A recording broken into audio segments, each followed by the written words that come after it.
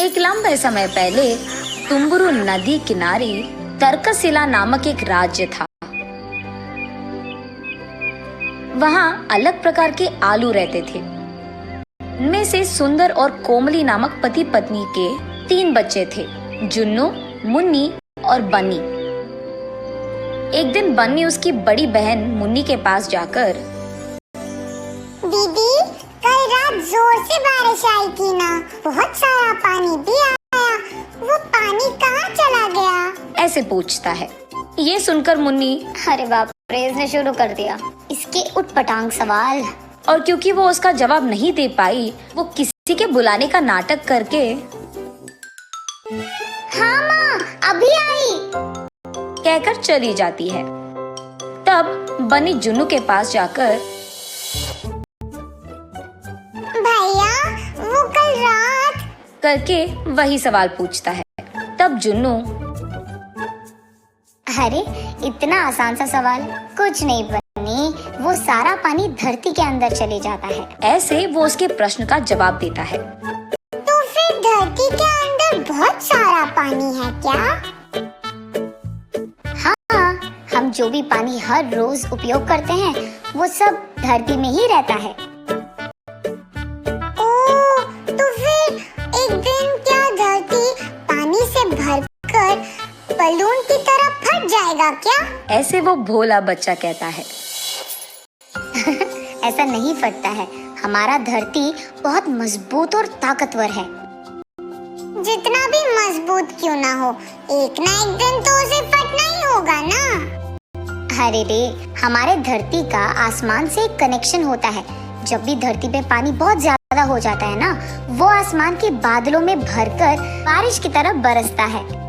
ओह, ये है बात, ये तो बहुत प्यारा सेटिंग है। ऐसे कहता है। वो जुन्नू की तरह उस प्रश्न से नहीं भागता है, उसके बजाय उसको अच्छे से उसकी भाषा में समझाकर उसके छोटे भाई का बहुत अच्छा ख्याल रखता है।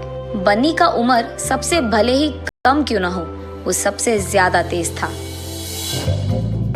वो अपने भाई जुन्नू और बहन मुन्नी से हमेशा कोई ना कोई सवाल पूछते ही रहता था।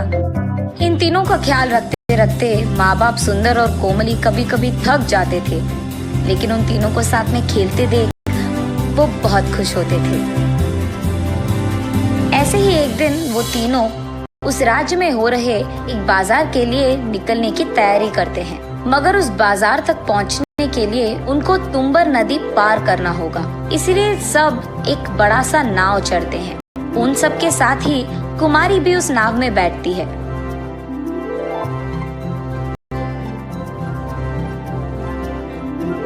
जब वो नाव में जा रहे थे, बन्नी को देख कुमारी ऐसे कहती है, आपका बेटा बहुत प्यारा है जी, क्या आप मुझे ये बच्चा दे दोगे? मैं उसको बड़ा करूंगी। ये सुनकर सुंदर और कोमली चौंक जाते हैं। हाँ, ये कैसा प्रश्न था? हम नहीं दे सकते, ये हमारा बेटा है। ऐसे वो दोनों एक साथ कहते हैं। मुझे माफ कीजिए, मेरे कोई बच्चे नहीं हैं, इसीलिए आपके इस प्यारे बेटे को देख मेरे मन में एक आशा उठी थी। मुझे ऐसा नहीं कहना था, माफ कीजिए। ऐसे कहती है कुमारी। इतने में नाव दूसरी तरफ के किनारे पे पहुंचता है। तब सुंदर और कोमली उनके अपने बच्चों को लेकर बाजार जाते हैं। सारे चीजों को खरीदने के बाद अचानक बन्नी दिखाई नहीं देता है और वो चारों बहुत परेशान होते हैं। उनके परिवार में एक एक सदस्य एक एक दिशा में जाकर बन्नी को ढूंढने लगते हैं, लेकिन बन्नी कहीं नहीं दिखाई देता है।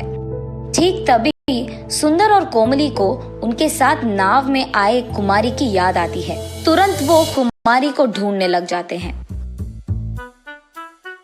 एक जगह कुमारी अपना काम करते हुए दिखाई देती है। वहाँ जाकर सुंदर और कोमली ऐसे कहते हैं, हमारा बेटा कहाँ है? बोलो, कहाँ छुपा दिया तुमने? बोलो। ऐसे कहते हैं। ये देख कुमारी आश्चर्यचकित होती है। हाँ, मैं तुम्हारे बेटे को कहाँ छुपाऊंगी? क्या बात कर रहे हो तुम दोनों? नाटक मत करो। अभी नाव में तुम कह रही थी तुम्हारा बच्चा दे दो, मैं बड़ा करूंगी। हाँ, मैंने कहा था। तो तुमने हमारे बेटे को हमसे चुरा लिया? कह दो कहाँ है मेरा बेटा। ऐसे जोर जोर से रोते हुए उसे पूछते हैं।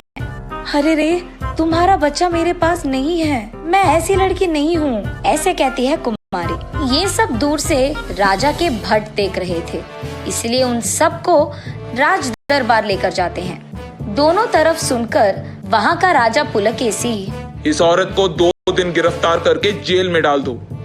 इसका घर, गांव, हर जगह ढूंढ लो। अगर तब भी बेटा नहीं मिला तो इस लड़की को छोड़कर उस बच्चे के बाकी निशानों के लिए ढूंढो। इस सब के दौरान 2 सैनिक बनी को लेकर वही राज दरबार में आते हैं। राजा, ये बच्चा नदी में डूब रहा था, तब कुछ लोग इसको बचाकर हमारे पास लेकर आए, ऐसे कहते हैं। बन्नी को देख उसके माँ बाप बहुत बहुत खुश होते हैं। सुंदर, कोमली, जुन्नू, मुन्नी सब बन्नी के पास पहुँचते हैं। तब सुंदरी, देखा प्रभु आपने, मैंने कोई गलती नहीं की, मुझ पे झूठा इल्जाम लगाया गया था। तब राजा, उस बच्चे को इधर लेकर आओ। तब सैनिक बन्नी को राजा के पास लेकर जाते हैं। तब राजा बन्नी से ऐसे पूछता है। बेटा बन्नी, माँ बाप को छोड़कर तुम कहाँ गए? तुम नदी तक क्यों गए? हाँ, मैं नाव के नीचे मौजूद उस बड़े इंसान को देखने गया, कहता है बन्नी भोलेपन से। हाँ, वो बड़ा सा आदमी नाव के नीचे था। हाँ, नाव के नीचे बड़ा सा आदमी क्यों होगा बेटा? किसने कहा तुमसे ये? हुआ ये था कि जब सभी नाव में बैठकर नदी के उस किनारे तक जा रहे थे, तब सुंदर और कोमली कुमारी के साथ बात कर रहे थे। ठीक उसी समय में बन्नी उसके भैया जुन्नू से ऐसे पूछता है। भैया, नाव ऐसे अपने आप कैसे जा रहा है, और वो भी इतनी तेजी से? नाव के नीचे एक बड़ा सा आदमी है, वो ही हमें तेजी से लेकर जाता है। वो नाव को अपने सिर पे लगाकर हमको नदी के किनारे लेकर जाता है, इसलिए नाव डूबे बिना एक किनारे से दूसरे किनारे तक जाती है। ऐसे वो उसको जो मन में आया वो कह देता है बन्नी को। इसी कारण बन्नी उस बड़े से आदमी को देखने नदी के किनारे गया था और उसी कोशिश में वो डूब भी गया था, और ठीक तभी कुछ लोग उसे बचा लिए थे। तब ये बात सबको समझ आती है और उसका भोलापन देख सभी हंस पड़ते हैं। मुन्नी, जुन्नू और बन्नी को समझ नहीं आता है कि सब हंस क्यों रहे हैं, लेकिन कुछ देर बाद वो भी हंस पड़ते हैं। तब पुलकेशी, बहुत समय बाद मुझे बहुत हंसी तुम लोगों की वजह से ही आई है। ये कहकर सबको सोने के सिक्के देकर वहां से उन्हें भेज देता है।